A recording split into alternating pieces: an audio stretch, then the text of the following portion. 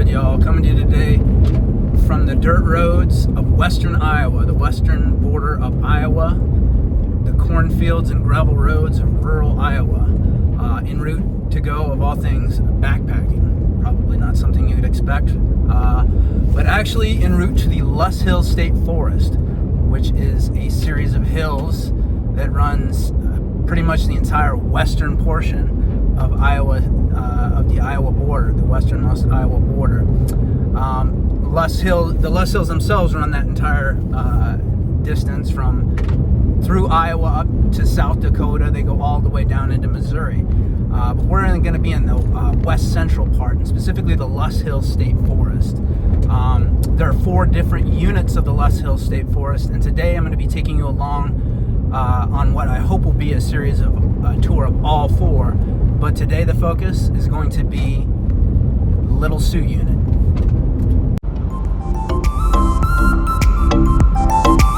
Turn left onto IA-183.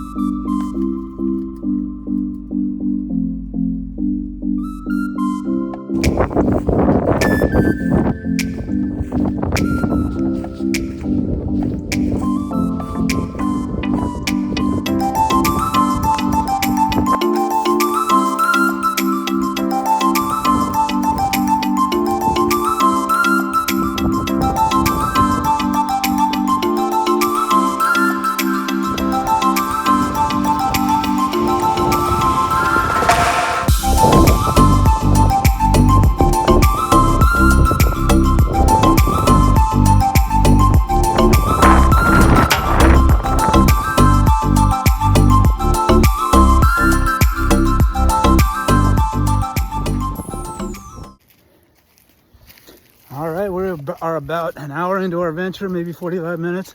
Just going up these hills.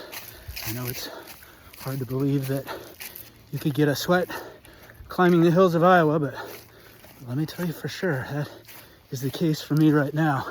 Gonna look to camp, get to a camp here probably within the hour. I think the sun's gonna probably go down at about 7:30-ish. So want to get set up. It's almost 6 right now. Figure I can get set up at camp, get relaxed and comfortable, and be able to take a gander at what promises to be a pretty nice sunset. So as we approach another Loess Hills vista here, wanted to maybe just get into, just for a moment, a little bit of what are the Loess Hills and why exactly are the Loess Hills. It's important to point out that where they're located in the middle of the Middle West, you're basically surrounded by cornfields in every direction, north, south, east, west.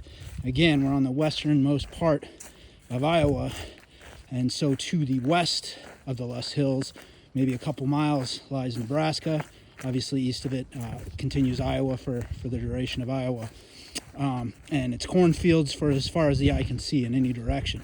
But basically, why the Loess Hills is because back in the Ice Age, or post-Ice Age, and again, I'm not a geologist by any stretch. I slept through geology, the couple classes that I had, because they had the audacity to put it at 9 a.m., and that did not cooperate with the sensibilities of 19-year-old me. But I digress. Basically, as I understand it, the icebergs made their way, the glaciers, I should say, made their way south through and carved out the Missouri Valley, and thus loosened compacted a bunch of soil, very fine soil that you're actually getting a pretty good look at right now, and it's loess soil. And that loess soil was blown by these winds that you can probably hear right now, blown to the east of the Missouri Valley into Iowa, and resulted in stark 300 to 400 foot, in many places, peaks. peaks by the standards of Iowa. That's about as big a mountain as you're going to get. But as you can see, they're very straight up and down. They're not rolling hills per se, and there are sections that are, but for the most part, they're very jagged hills that just jut up in the middle of Iowa.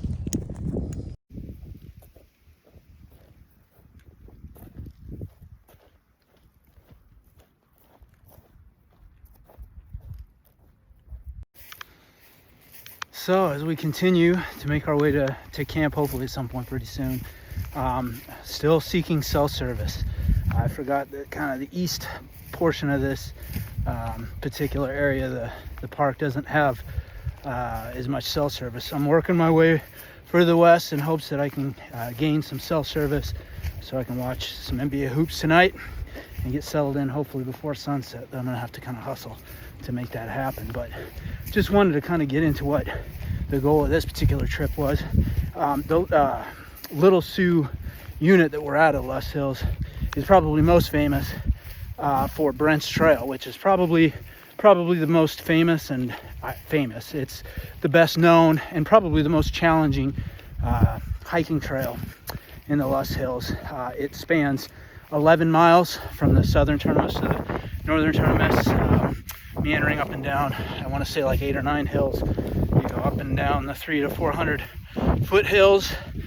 Makes for a good workout. You see a little bit of everything. You see the hills that I've chronicled. You see some corn. It wouldn't be Iowa if you didn't get a little bit of corn mixed in there.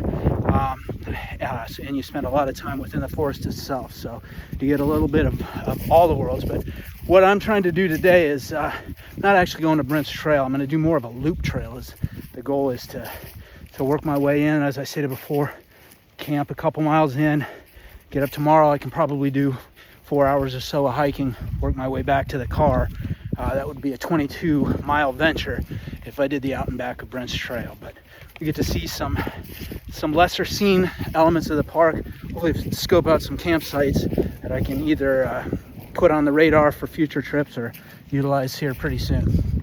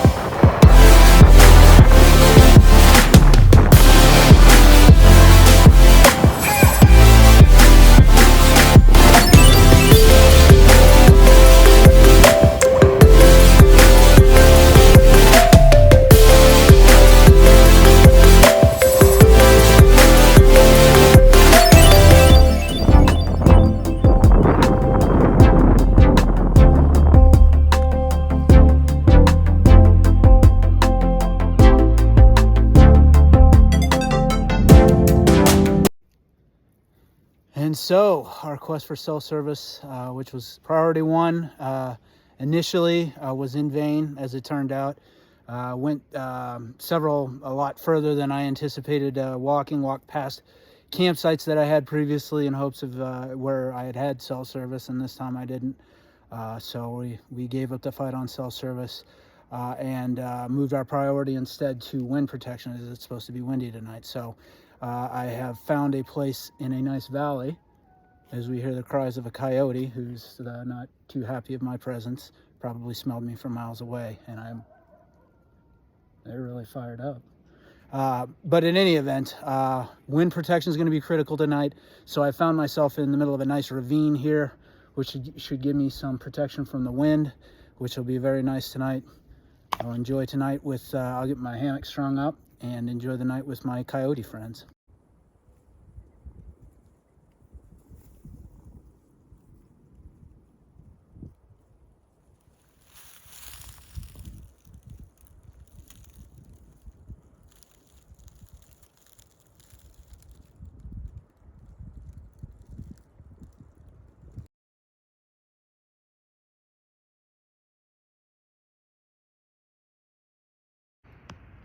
Wow, that is a terrifying image.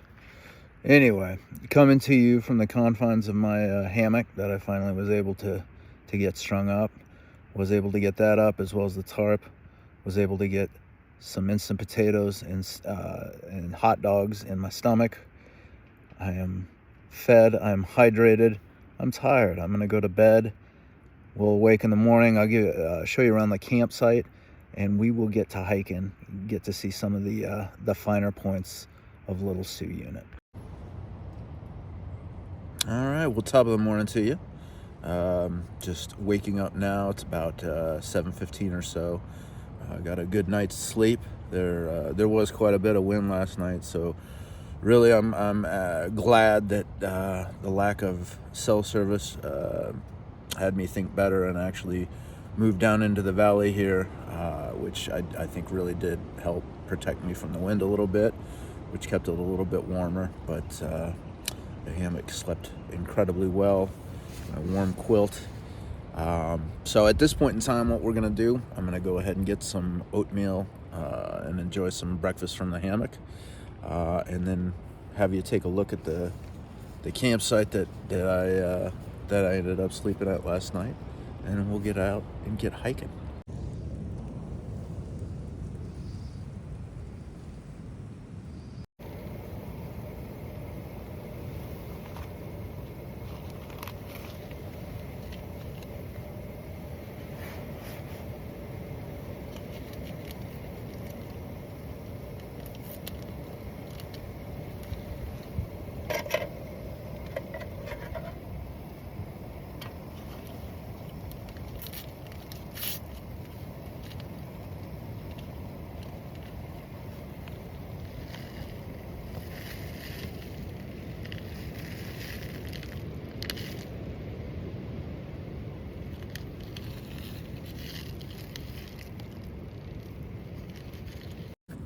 Camping is the only time, I think, in my life where I actually get to prepare my breakfast from where I sleep and eat from where I sleep. Sometimes I eat from where I sleep, but certainly not when my wife's around. But just kind of nice to sit out here, prepare your breakfast from the hammock, eat your breakfast from the hammock. One of the many benefits from being out here.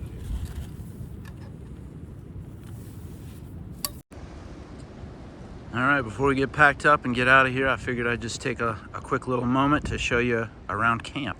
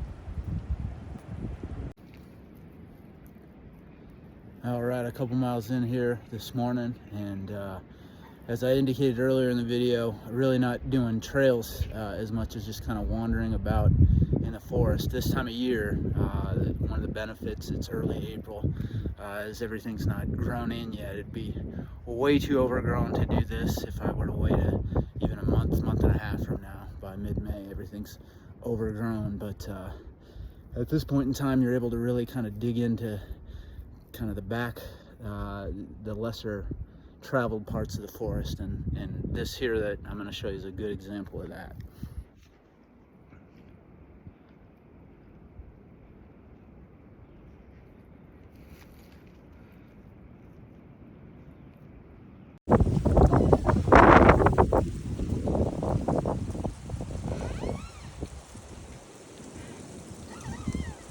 The age-old question, does a tree falls in the forest, does it make a sound? I'm gonna guess yes. This guy's kind of, I think, foreshadowing and letting us know that it'll just be a matter of time for this guy.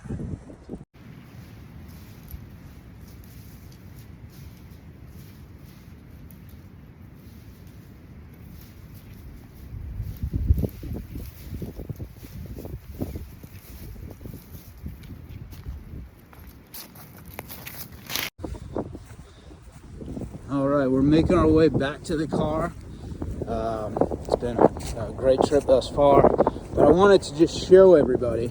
I spoke earlier about Brent's Trail and how it's definitely kind of the crown jewel of the Loess Hills as far as hiking trails are concerned. Here is the trademark blaze for Brent's Trail. Saunter back to the car, but the trademark oak leaf of Brent's Trail will help keep you on trail whenever you're here. So maybe in a future video we will do the duration of Brent's Trail.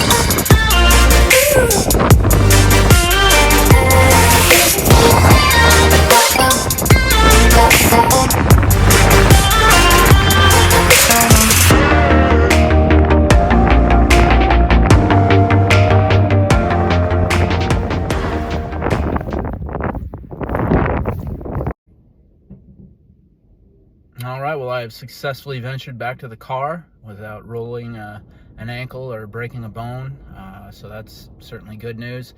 Again, just had a glorious time out there. It's really fun to get out to parts of the park that I normally wouldn't be able to. Again, do some bushwhacking before the bushes get too thick to whack, which will be the case in the months to come. See parts of the forest that are unexplored, at least for the likes of me. Again, I plan on taking you along over the course of the summer and the fall to the other three units of the Loess Hills State Forest, the Pisgah unit, the Preparation Canyon unit, and the Mondamin unit.